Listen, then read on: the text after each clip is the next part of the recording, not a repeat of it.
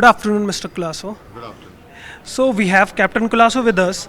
My first question is, how have you seen facility management evolve over the past year, especially after COVID? Well, just before I start, I must congratulate Dr. Batra and the entire Business World team on the second edition of the Business World 40 under 40 for the facility management. Yeah, now coming to your question on how exactly has facility management evolved after COVID. You see, COVID actually was a game changer.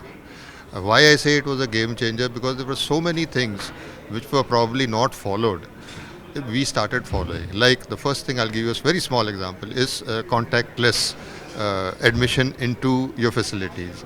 Uh, we used to have it, but people were not very serious. But that was one of the things that happened.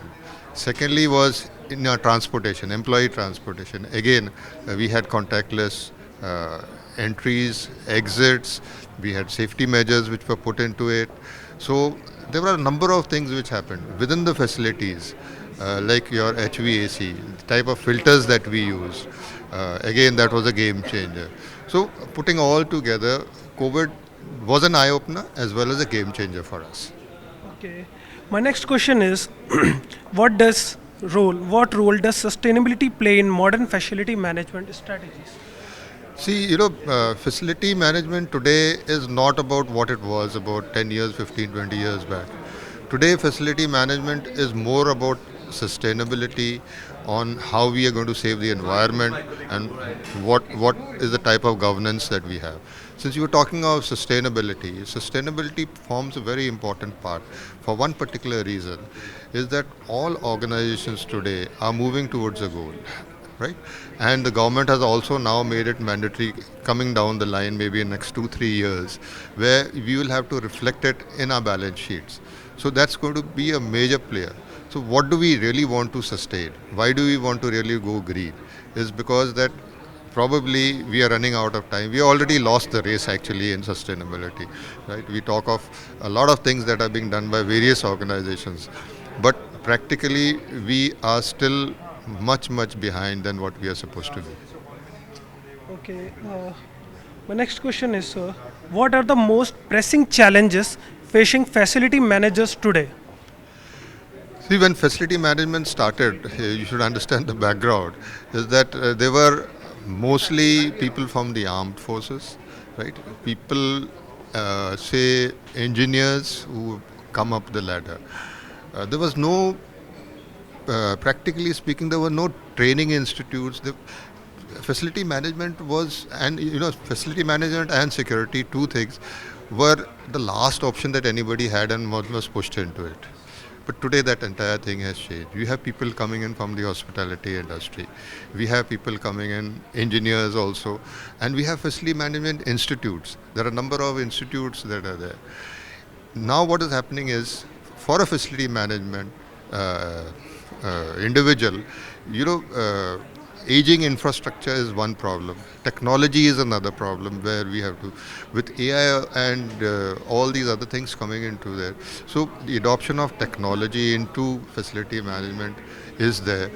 We have a lot of data. How do we process that data? So we need people now in this industry who will understand that. There are people who are working on the front, like our janitors, etc. There are people working who are behind the scenes. The behind the scenes people are the people who are really going to matter. People on ground are going to matter.